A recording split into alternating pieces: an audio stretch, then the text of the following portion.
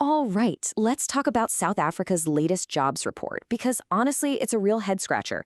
The numbers seem to be telling two completely different stories at the exact same time. So today, we're going to piece this puzzle together and figure out what's really going on.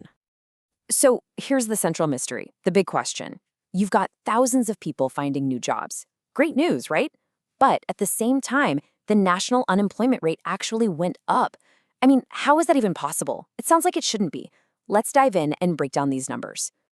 Okay, first up, let's tackle what I'm calling the unemployment paradox.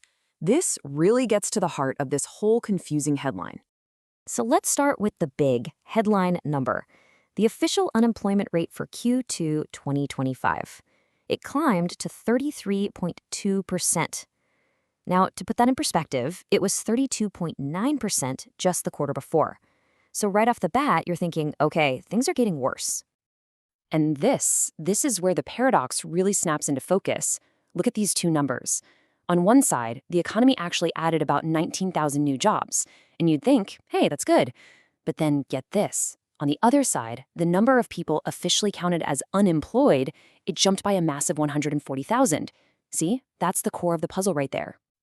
So, how do we solve this riddle? Well, it all comes down to a group called discouraged work seekers. Now, these are folks who had basically given up looking for a job, so they weren't even being counted in the unemployment stats. But this quarter, something changed. Over 28,000 of them felt a bit more hopeful and started actively looking for work again. And here's the absolute key. The total number of people looking for jobs, the labor force, it grew way faster than the new jobs were created. So even though some jobs were added, the pool of job seekers got much, much bigger. And that's why the unemployment rate goes up.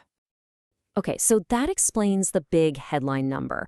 But believe me, the story gets even more interesting when we dig into where those jobs were actually created and where they were lost. Let's break it down by industry. Yeah, the job market was a really mixed bag this quarter. I mean, look at this. The trade sector was the standout hero, adding a huge 88,000 jobs. But, and this is a big but, that good news was pretty much wiped out by losses in other areas. Community and social services, for example, dropped 42,000 jobs. Agriculture lost 24,000. And what's really telling is that 6 out of the 10 major economic sectors actually shed jobs this quarter. So that one bright spot was hiding a lot of trouble elsewhere. And if we dig just one level deeper, we find another really important split. The growth we did see was all in the formal sector. We're talking registered companies, proper contracts, benefits, that kind of thing. That part of the economy added over 34,000 jobs. But at the exact same time, the informal sector, which is often way more vulnerable, it actually shrank, losing nearly 19,000 jobs. It really suggests people are looking for more stability in their work. But here's the thing. You can't understand what's happening with South Africa's jobs just by looking inside the country. There is a huge external factor casting a long shadow over everything, and that shadow is coming all the way from the United States.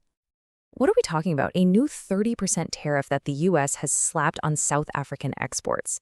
This just became effective on August 7th. And you can imagine if you're a South African company selling your products to the American market, a 30% price hike like that is a massive, massive hurdle. It just injects a huge amount of uncertainty into everything.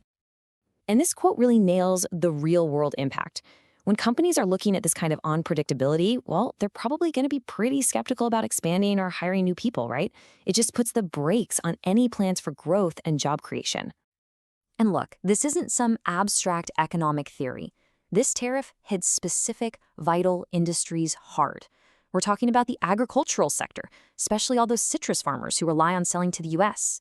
We're talking about the automotive industry and steel and aluminum too. These are all major employers, and this policy puts them directly in the line of fire.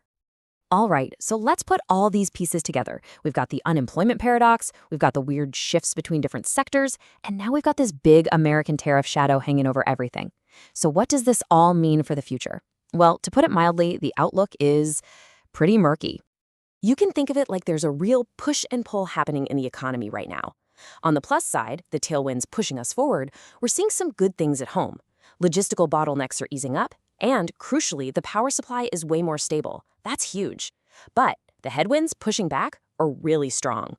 Global trade is getting tougher thanks to things like those tariffs, and the government doesn't have a lot of room to step in and create public sector jobs to pick up the slack. So, the bottom line is this: the economy is only forecast to grow by about 1% this year. And when you have that kind of slow growth, combined with a labor force that's actually expanding, well, you can see how tackling the unemployment challenge is going to be incredibly difficult, at least in the short term. And all of this leaves us with one final, really critical question. We've seen an economy that's kind of caught in the middle. There's some real hope on the domestic front, but it's up against some serious global pressure. So the challenge is crystal clear. In a world full of these external pressures, where is South Africa going to find the economic resilience it needs to create jobs for a workforce that is clearly ready and eager to grow?